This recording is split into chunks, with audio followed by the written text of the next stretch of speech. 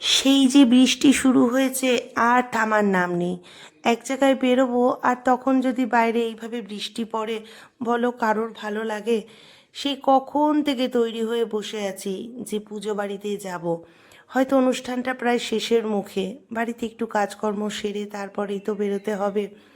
সবার আগে আমরা যদি কোথাও যাই, যার আশীর্বাদ ছাড়া বাড়ি থেকে পা বার করি না, তিনি হচ্ছেন আমাদের লাডো। একটু দেখা করে আসলাম যে আমরা যাচ্ছি, তুমি সব দেখে শুনে রেখো। এখানে রায়বাবুও দেখলাম তৈরি হয়ে গেছে, যাব বাড়ির কাছেই, খুব বেশি দূরে না। বাড়ি থেকে বেরিয়েই বাগানের দিকে চোখ পড়তে দেখলাম যে দুজন গোমাতা এখানে মনের আনন্দে চড়ে বেড়াচ্ছে। তারপরে দেখলাম ভিতরে আরও ছানাপোনা আছে। এখানে ধুতি পরেই রায়বাবু বাইক নিয়ে বেরিয়েছিল। একটু আগে বেরোলে মনে হয় বাড়ি থেকে ভালো হতো, কিন্তু কি করব বলো, প্রকৃতি পরিবেশ কিছুই তো আমাদের নিয়ন্ত্রণে থাকে না। বেশ খানিকটা পথ আমরা বেশ আনন্দ করে গিয়ে পৌঁছে প্রসাদ পেলাম, প্রসাদগুলোও খুব স্বাদ হয়েছিল।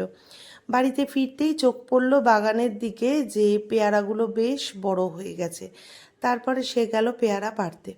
বাড়ির পেয়ারাগুলো যে এত স্বাদ হয়, কখনো পেরে এনে যে খাবো সেটা হয় না। আর আমার বাচ্চাদের তো সেইটুকু আগ্রহ আমি খুঁজেই পাই না যে তারাও দেখবে কোথায় কি হচ্ছে। তবে রায়বাবুর নজর কিছুই এড়োয় না। এখানে পেয়ারাটা খাওয়ার আগে যে খেলার বস্তুতে পরিণত হবে সেটা আমি বেশ বুঝতে পারছিলাম, কারণ তিনটেই এক মাপের ছিল।